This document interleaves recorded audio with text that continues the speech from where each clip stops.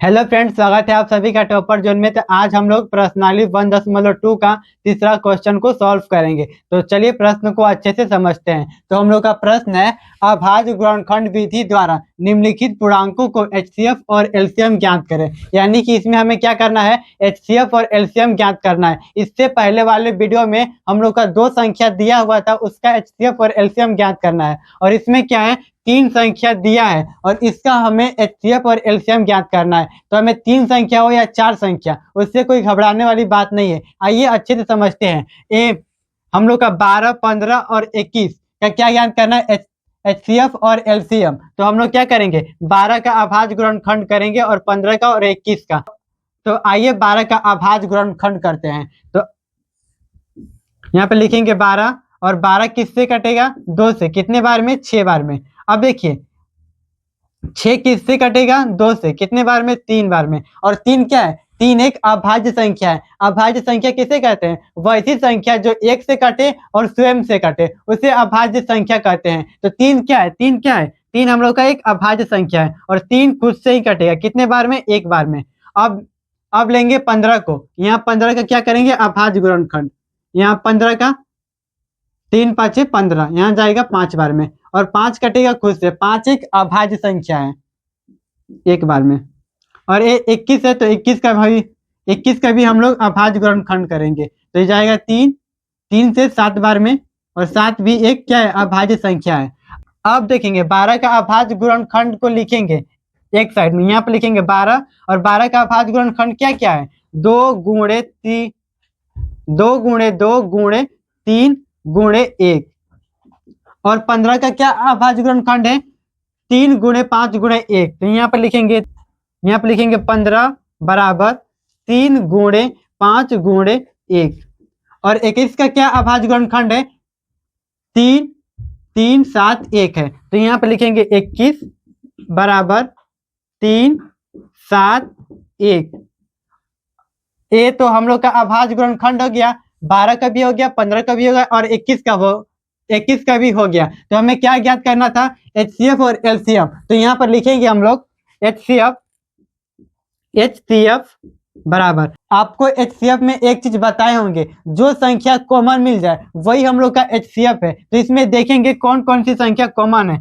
अब देखिए 12 में भी 3 है और 15 में भी 3 है और 21 में भी 3 है और इन तीनों के लास्ट में 1 भी है। तो यहाँ पर कैसे लिखेंगे, हम लोग लिखेंगे 3 गुणे 1 बराबर, जब गुणा करेंगे तो हम लोग का कितना आएगा, 3 ही आएगा। अब लिखेंगे एलसीएम। एलसीएम में क्या होता था, यहाँ पे लिखेंगे एलसीएम।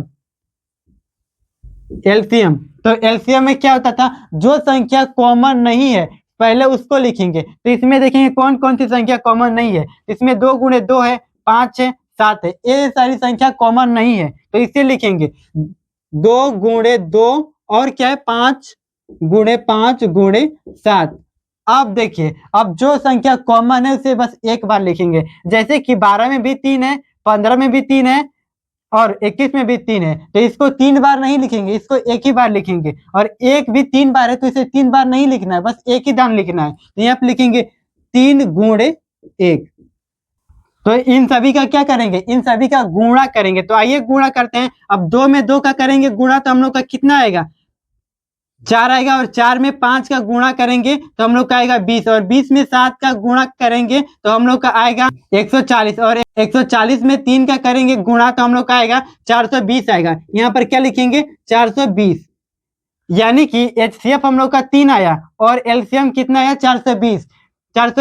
12, 15 और 21 का हमने क्या ज्ञात किया, एलसीएम और एचसीएफ। तो हम लोग का दोनों ज्ञात हो गया। अब चलिए थर्ड क्वेश्चन का सेकेंड प्रश्न को सॉल्व करते हैं। तो हम लोग का क्या है, 17 और 23 और 29 का क्या करना है, अभाज्य गुणनखंड करना है। तो ये तीनों संख्या क्या है, अभाज्य गुणनखंड है।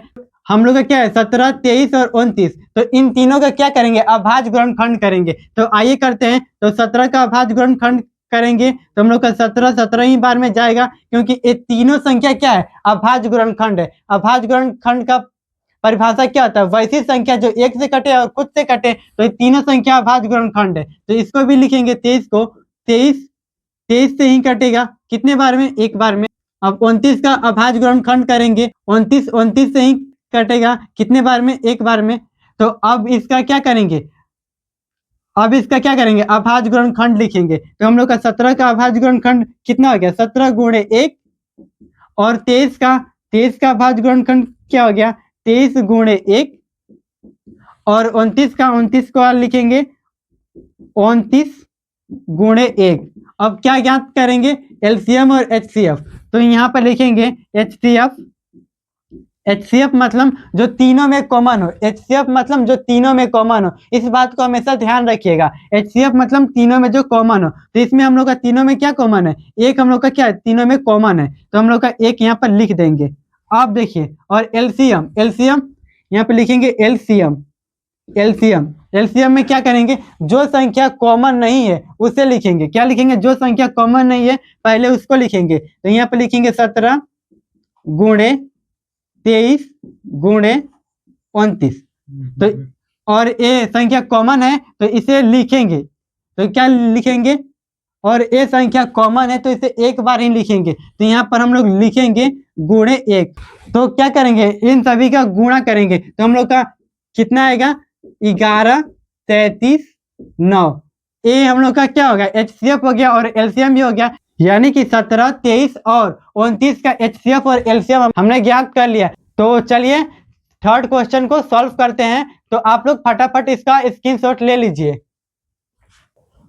तो अब चलिए थर्ड क्वेश्चन को सॉल्व करते हैं, यानी कि तीसरा का लास्ट क्वेश्चन है। तो ये क्या है, 8 9 और 25 का क्या करना है, एचसीएफ और एलसीएम ज्ञात करना है। तो आइए सबसे पहले अभाज्य गुणनखंड करते हैं। तो 8 का क्या करेंगे, अभाज्य गुणनखंड यहाँ पे लिखेंगे 8, और इसका 2 से भाग करेंगे 4 बार में, और 4 का भी 2 से ही भाग करेंगे 2 बार में, और इसका क्या करेंगे 2 से, कितना बार में, 1 बार में।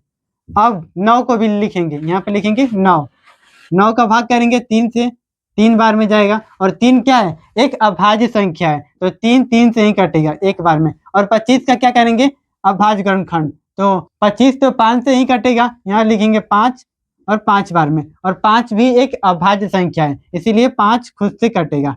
अब क्या करेंगे, 8 का अभाज्य गुणनखंड को एक साइड में लिखेंगे। तो यहाँ पर क्या लिखेंगे, 8 बराबर 2 गुणे 2 गुणे 2 गुणे 1।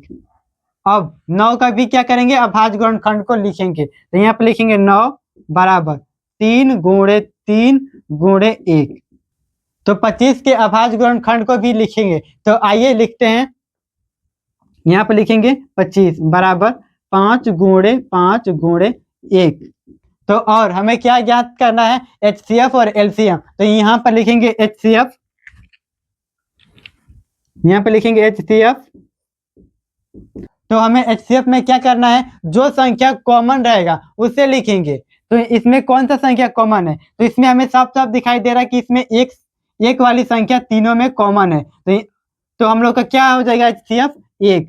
और एलसीएम का बारी आया, तो एलसीएम में जो संख्या कॉमन नहीं मिलेगा उसे लिखेंगे। तो यहाँ पर क्या लिखेंगे, एलसीएम। तो एलसीएम में कौन कौन सी संख्या कॉमन नहीं है, तो आइए लिखते हैं। यहाँ पे लिखेंगे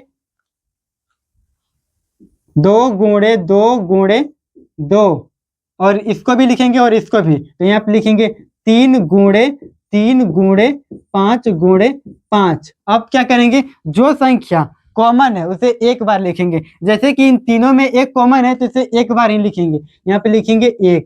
और इन सारी संख्याओं का गुणा करेंगे तो कितना आएगा, हम लोग का 1800 आएगा, यहाँ पे लिखेंगे 1800।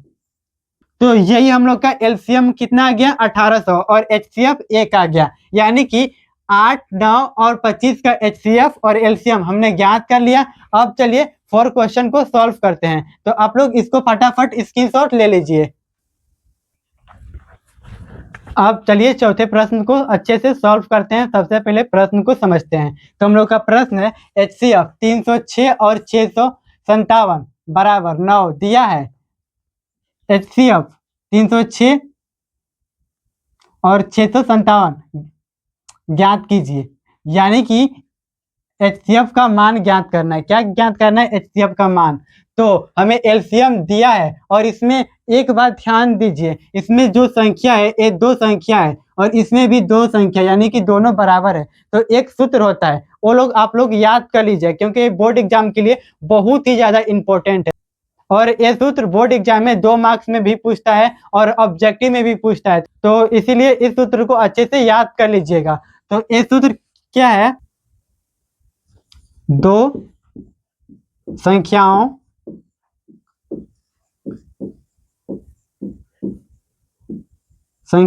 का गुणनखंड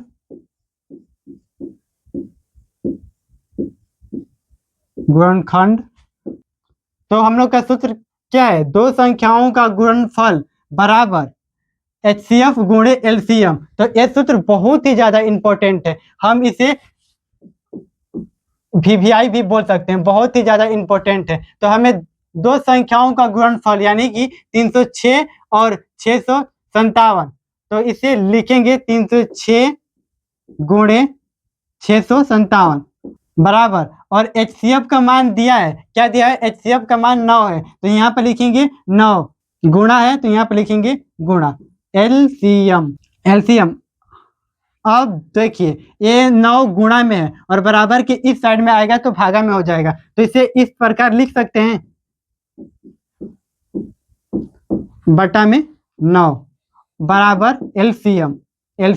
तो इससे ए कटेगा, तो ए 3 बार में और ए भी 3 से कटाएंगे, कितने बार में? 2 से, और ए हो जाएगा हम लोग का 15 नहीं, एक होगा 3 किससे कटेगा? एक बार में, और ये दो हासिल देगा इसको तो हो जाएगा 27। तो 27 3 के पहाड़ा में कितने बार में आता है? 9 बार में, तो यहाँ पे लिखेंगे 9, और ये 3 से, ये भी 3 से कट जाएगा, ये एक बार में 0 की 0 और 2, यानी कि इसका गुणा क्या करेंगे? 219 बराबर LCM। तो इन दोनों का गुणा करेंगे तो कितना आएगा? 22, 33 और 8 बराबर LCM। क्या? LCM। तो हमें क्या ज्ञात करना था? LCM का मान। क्या ज्ञात करना था हमें? LCM का मान।